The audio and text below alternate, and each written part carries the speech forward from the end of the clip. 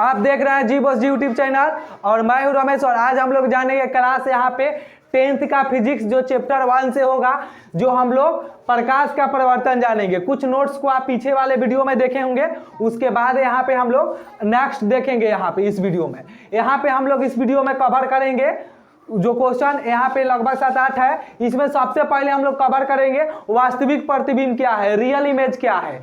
तो किसी बिंदु स्रोत से आती प्रकाश की किरणें दर्पण से परिवर्तन के बाद जिस बिंदु पर वास्तव में मिलती है उस बिंदु स्रोत का वास्तविक प्रतिबिंब कहते हैं। वास्तविक प्रतिबिंब कहते हैं यानी जब कहता है कि किसी बिंदु स्रोत से आती प्रकाश की किरणें दर्पण से, यानी कोई दर्पण है और परिवर्तन के बाद जिस बिंदु पर वास्तव में मिलती है, यानी जिस बिंदु पर आकर मिलती है, उस बिंदु स्रोत का वास्तविक प्रतिबिंब कहलाता है। यानी जहां पे जो उसका प्रतिबिंब होता है। वास्तविक प्रतिबिंब को पर्दे पर प्राप्त किया जा सकता है। ऑब्जेक्टिव में पूछता है क्या वास्तविक प्रतिबिंब को पर्दे पर प्राप्त किया जा सकता है, तो बोलेंगे कि हाँ, इसे प्राप्त किया जा सकता है। या ऐसे भी पूछता है वास्तविक प्रतिबिंब वस्तु की अपेक्षा कैसा होता है, तो ये उल्टा होता है। नेक्स्ट हम लोग जानेंगे अभिसारी प्रतिबिंब क्या है,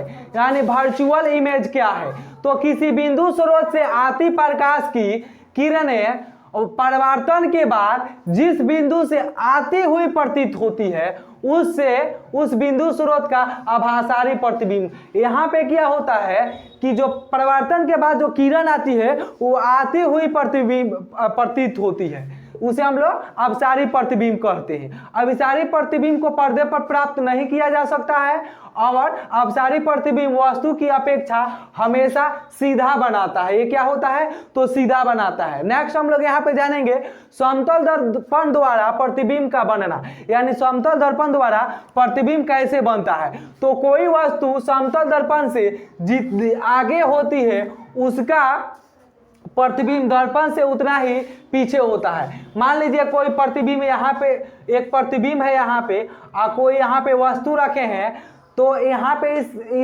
इसमें उसका प्रतिबिंब बनेगा। इसको आप जितने दूर करेंगे ये भी दूर हटते जाएगा, तो समतल प्रतिबिंब में होता है। अब यहाँ पे हम लोग जानेंगे पार्श्व परिवर्तन क्या है, यानी लेटरल इन्वर्जन क्या है। तो वस्तु का दाहिनी भाग, यहाँ पे क्या होता है, वस्तु का दाहिनी भाग समतल दर्पण में प्रतिबिंब का बायां भाग तथा वस्तु का बायां भाग प्रतिबिंब का दाहिनी भाग दिखाई पड़ता है।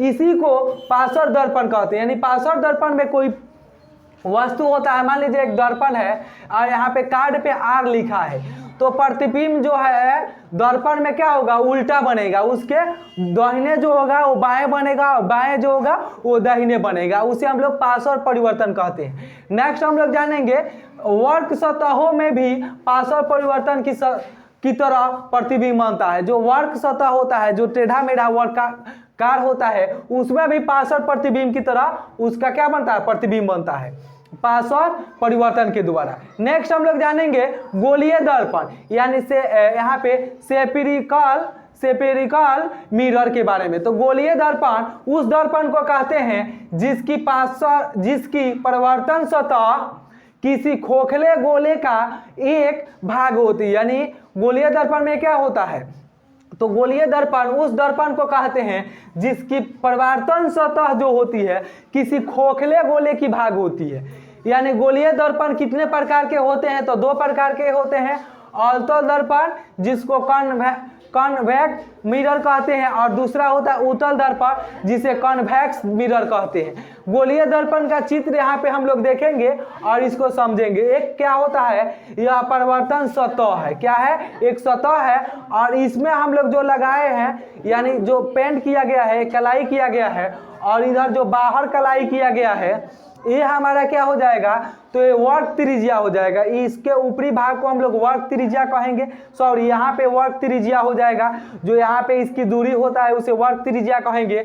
और ये कर्ता केंद्र हो जाएगा। पूरे जो यहाँ से यहाँ तक होगा, ये बीच में जो आता है वो कर्ता केंद्र कहला जाएगा। ये पी ध्रुव है और इधर का जो है अवतल दर्पण का पी ध्रुव है।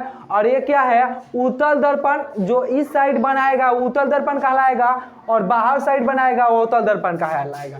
और ये जो क्या होती है, प्रधान अक्ष होती है। देखिए यहाँ पे जब कलाई जो होती है अंदर की तरफ की हुई रहती है किसी दर्पण पे, तो ये उत्तल कहलाता है और बाहर की तरफ कलाई की गई होती है ये अवतल दर्पण कहलाता है। तो चलिए हम लोग नेक्स्ट वीडियो में देखेंगे नेक्स्ट क्वेश्चन है सर।